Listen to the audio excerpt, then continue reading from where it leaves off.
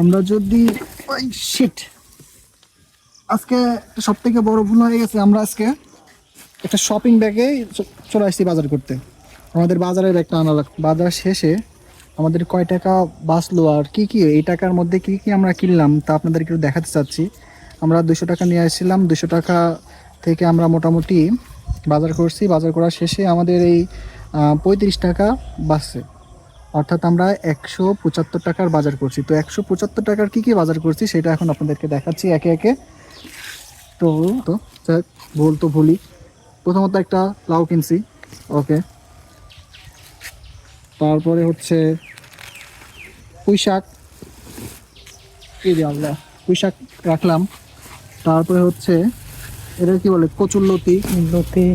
তারপরে হচ্ছে লাল শাক, তারপরে হচ্ছে মরিচ, তারপরে হচ্ছে